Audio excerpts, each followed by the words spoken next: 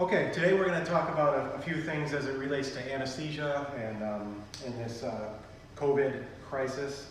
We're going to review donning and doffing of our PPE for the cases. We're going to talk about how we're treating our patients with general anesthesia, COVID and COVID positive, and patients under investigation versus non-COVID patients. I'm going to go through a little bit of choreography of what we think works as far as induction and intubation, and then of course extubation as far as workflow and being sure not to contaminate workspace or ourselves.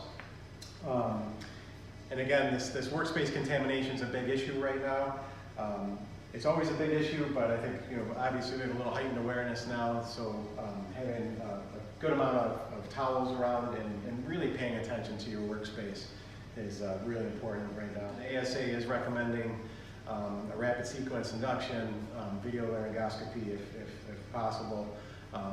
If you think direct laryngoscopy is easier for you and faster, whatever you're comfortable with. They just want airways that are secured quickly with as little interruption as possible. So this isn't an exact science. This is a work in progress. So things are changing quickly, and just take it for what it's worth. Okay, we're going to quickly go through the donning of our PPE for these procedures.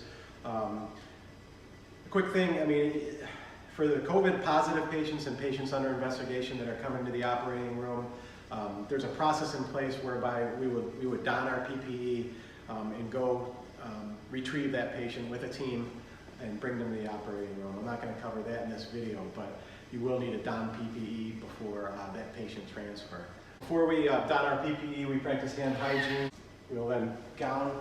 This is a paper gown with Velcro. You can use laundered gowns. You can use the plastic gowns that they're using in the ICUs. I think the important thing is that you have a gown that fully covers your arms and that covers your waist, and that can be secured.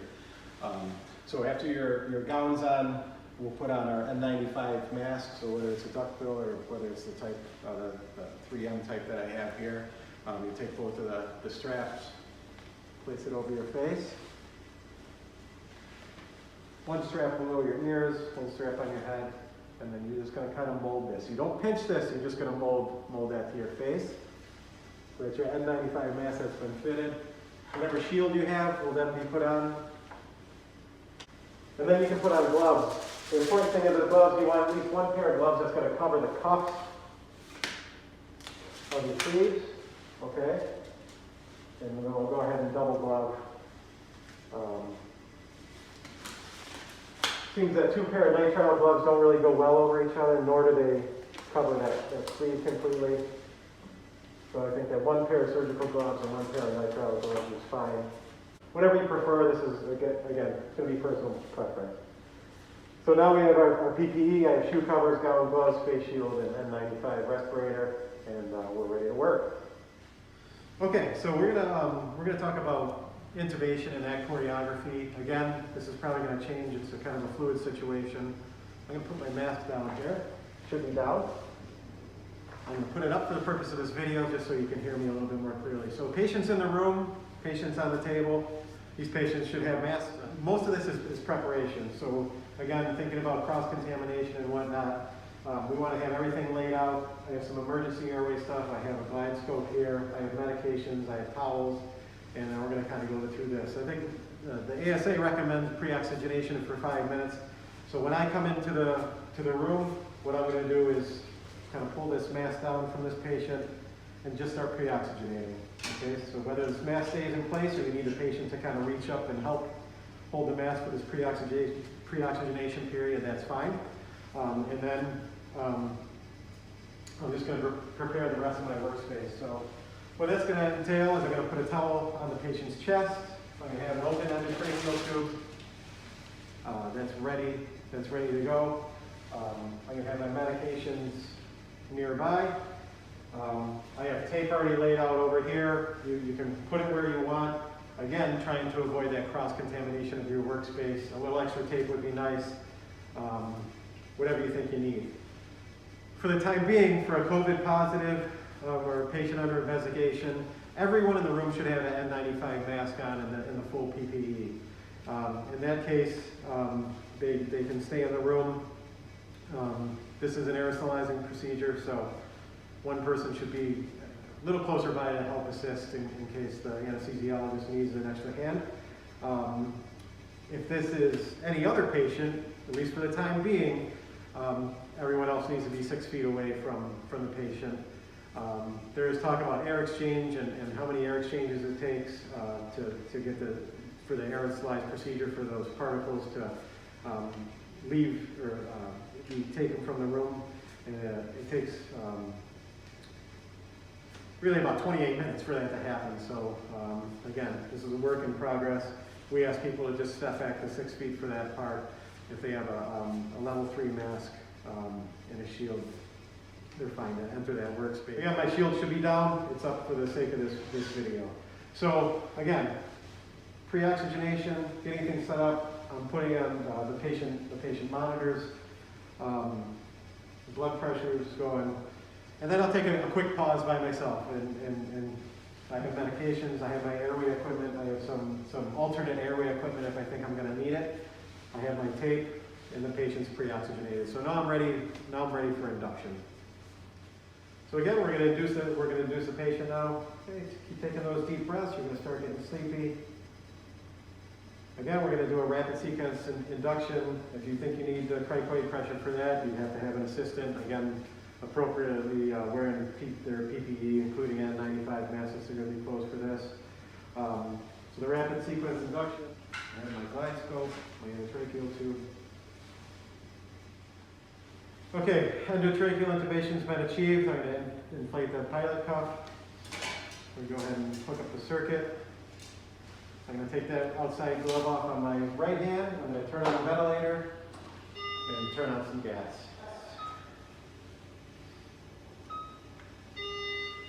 Verify that I have that end-tidal CO2. I can put a fresh glove on that hand now. And my tape that's pre-cut, I can take the endotracheal tube.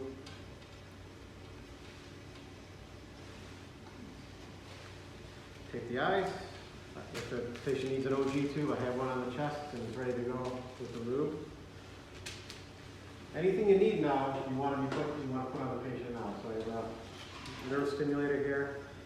I'll put on the patient. And again, I'll kind of just make a mental checklist here, make sure that I don't need to touch this patient again. I have everything that I need on the patient, now I can step away from the patient. Okay, so the patient's induced. We're in maintenance mode here. The gas is on. Assuming this is going to be a longer case, this is a situation where I could probably doff most of my PPE. I'm going to keep my N95 respirator mask on. The doffing of the PPE.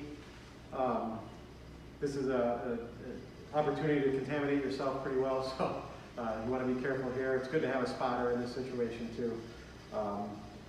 So your PPE, your gown, your gloves, you're going to try to get them off at the same time. Some of the videos that you see will show people taking their gloves off first and then taking their gown off. I'm going to try to do it both at the same time.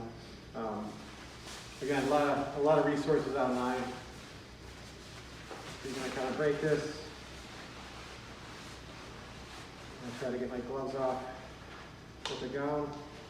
If they come off, great. If not, that's okay too. Everything on the inside there, I'm going to keep this rolled up as best as I can. And dispose of that either in the garbage or the laundry.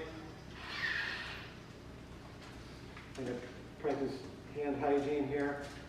At this point with the airway secure, the aerosolization procedure is over at this point. I can flip my face mask up, take it off, whatever's most comfortable until we start the extubation, emergence and extubation process. So as we're starting to emerge and think about extubation, we're going to read on our PPE. Something I failed to mention earlier is that we do have a HEPA filter between the endotracheal tube and the wide piece of the circuit, and the end-tidal CO2 sampling line comes off distal to that filter. So There's some talk as you're emerging and before extubation, maybe putting a patient over into their bed before we extubate. I think we're going to leave that up to the individual provider and to use your best clinical judgment.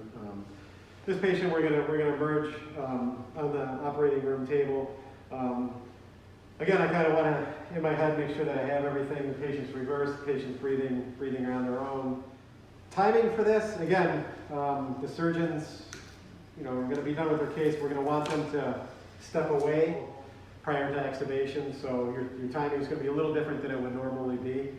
Again, my face shield would be down right now, and so as the patient's emerging, I make sure that I have everything that I need as they're emerging here.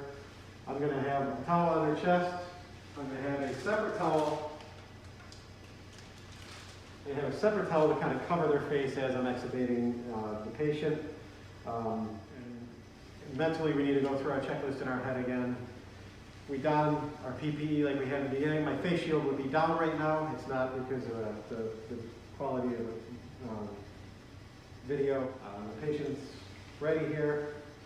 Sally, can you open your eyes? We'll go ahead and extubate with the towel here.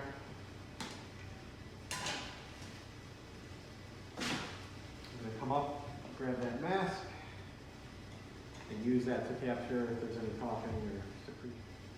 Obviously, a time to be vigilant. Before we extubate, again, just like in the beginning, we make sure that people are at least 6 feet away. They have their PPE on, their N95s, when they excuse themselves from the room, whatever your local protocol dictates. Sally's doing well here with the mask. I'm going to kind of leave that on her face in case she does cough again. I'm going to grab some oxygen for the travel.